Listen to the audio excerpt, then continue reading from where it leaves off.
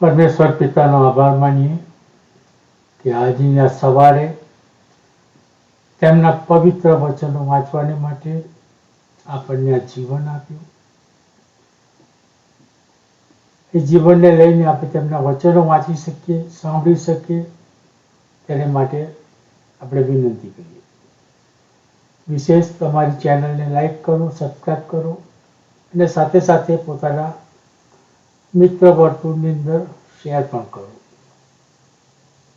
આજે આપણે પવિત્ર પુસ્તક બાઇબલ, તેનું બીજું પુસ્તક નિર્ગમન અને તેનો 23મો અધ્યાય વાંચવાના છીએ.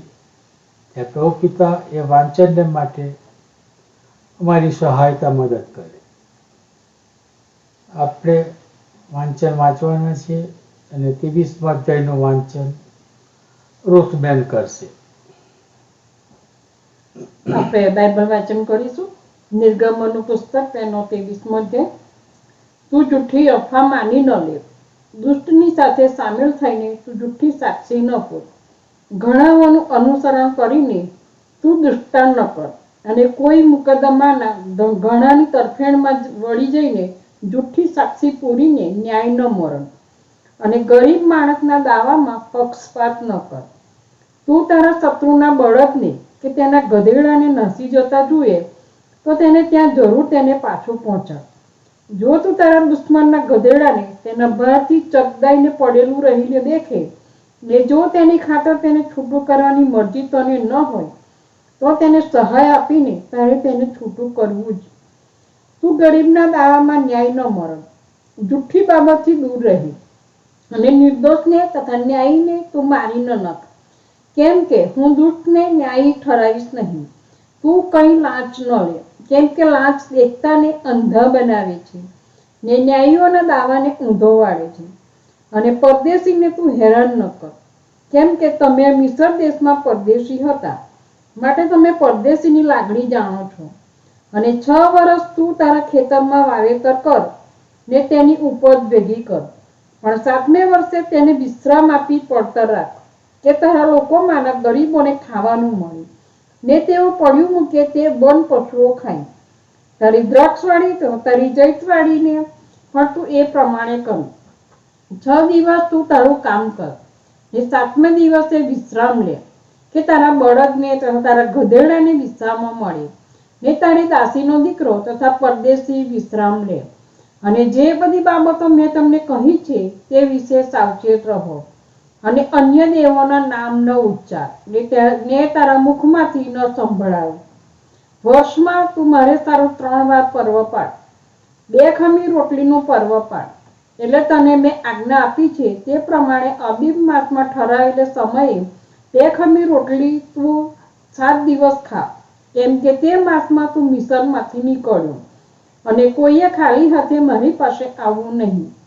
વળી ખેતરમાં વાવેલામાંથી લઈને તારી મહેનતના પ્રથમ ફળનું એટલે કાપણીનું પર્વ પાડ અને વર્ષને અંતે ખેતરમાંથી તારી મહેનતનું ફળ ભેગું કરે ત્યારે તું સંગ્રહ પર્વ પાડ. તારામાંના દરેક પુરુષે વર્ષમાં 3 વાર પ્રભુ યહોવાની આગળ હાજર થવું. મારા યજ્ઞનું રક્ત તું ખમીરી રોટલી સહિત અર્પણ કરીશમાં. તેમ મારા પર્વનો મેદ તું આખી રાત સવાર સુધી રહેવા ન દઈ. તારી જમીનનું પહેલું જ પ્રથમ ફળ તું યહોવા તારા દેવના ઘરમાં લાવ. તું બકરીનું બચ્ચું તેની માના દૂધમાં બાફીશમાં. જો માર્ગે તને સંભાળવાને માટે ને મેં જે ઠેકાણું સિદ્ધ કર્યું છે તેમાં તને લાવવાને માટે હું તારી આગળ દૂતને મોકલું છું. તેની વાતને ધ્યાન દેજે ને તેની વાણી સાંભળજે. તેને ક્રોધ ચડાવીશ નહીં, કેમ કે તે તમારો અપરાધ માફ કરશે નહીં, કારણ કે મારું નામ તેનામાં છે. પણ જો તું તેની વાણી સાંભળ્યા કરીશ જ ને હું જે કહું છું તે બધું કરીશ, તો હું તારા વેરીઓનો વેરી ને તારા શત્રુઓનો શત્રુ થઈશ. કેમ કે મારો દૂત તારી આગળ ચાલશે ને અમોરી તથા હિત્તી તથા પરિજી તથા કનાની, હિવ્વી તથા યબુસી લોકની પાસે તે તને લઈ જશે અને હું તેઓને નષ્ટ કરીશ. તેઓના દેવો આગળ તું ન નમીશ ને તેઓની સેવા ન કરીશ ને તેઓના કામ પ્રમાણે ન કરીશ, પણ તેઓને તું તદ્દન તોડી પાડ ને તેઓના સ્તંભોના ચૂરે ચૂરા કર. વળી તમે યહોવા તમારા દેવની સેવા કરજો, ને તે તારા અનજણને આશીર્વાદ આપશે, અને હું તારી મધ્યથી રોગ દૂર કરીશ. તારા દેશમાં ગર્ભપાત થશે નહીં, ને વાંજણી પણ હશે નહીં. તારા આયુષ્યના પૂરા દિવસોમાં હું તને આપીશ. હું તારી આગળ મારો ત્રાસ એવો મોકલીશ કે જે સગળા લોકોમાં થઈને તું જશે તેમને હું થથરાવી નાખીશ, ને તારા સર્વ શત્રુઓ તારી તરફ પીઠ ફેરવે એવું હું કરીશ. વળી તારી આગળ હું ભમરીઓને મોકલીશ, ને તે હિવ્વી તથા કનાની તથા હિત્તી લોકની આગળથી તને આગળથી હાંકી કાઢશે. હું એક જ વર્ષમાં તેમને તારી આગળથી હાંકી કાઢીશ નહીં. રખેને દેશ ઉજ્જળ થઈ જાય, ને જંગલના શ્વાપદો તારી સામે વધી જાય.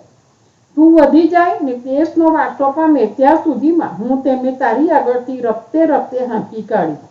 અને લાલ સમુદ્રથી તે ફલિશ્તીઓના સમુદ્ર સુધી, ને અરણ્યથી તે નદી સુધી હું તારી સરહદ ઠરાવીશ. કેમ કે દેશના રહેવાસીઓને હું તમારા હાથમાં સોંપીશ, અને તું તેઓને તારી આગળથી હાંકી કાઢીશ. તું તેઓની સાથે અથવા તેઓના દેવોની સાથે કરાર કરીશમાં. તેઓ તારા દેશમાં ન વસે. રખેને તેઓ તારી પાસે મારી વિરુદ્ધ પાપ કરાવે. કેમ કે જો તું તેઓની દેવોની સેવા કરે તો જરૂર તે તને ફાંદારૂપ થઈ પડશે. પ્રભુ તેના વચનને આશીર્વાદ આપે. પ્રાર્થના કરીએ. પવિત્ર પવિત્ર પવિત્ર સૈન્યના દેવ યહોવા બાપ, તમારો આભાર માનીએ તમારી સ્તુતિ કરીએ છીએ. આજની સવારે તમારા મીઠા વચનો, તમારા પવિત્ર વચનો અમે વાંચ્યા.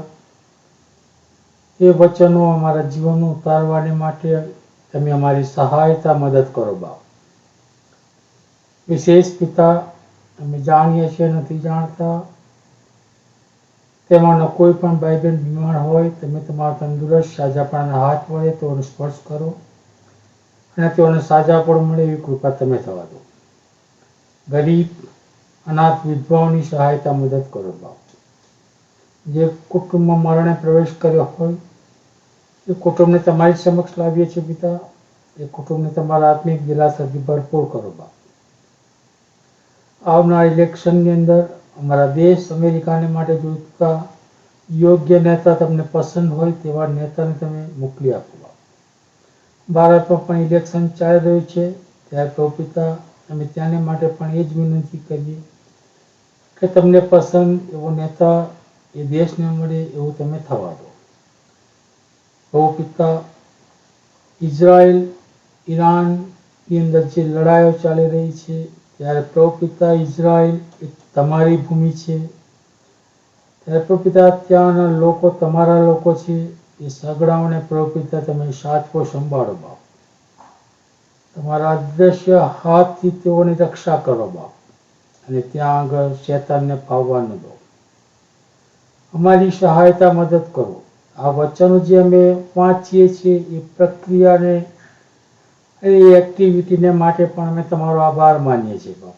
એ વચનો સાંભળીને કોઈ એક આત્મા તમારી ગમ પડે, અને સ્વર્ગમાં હજારો લાખો દૂતો પ્રભુ પિતા હાલેલુયા હાલેલુયા હાલેલુયાના પુકારો કરે, એવી કૃપા પણ અમે તમારી પાસે માગી લઈએ છીએ.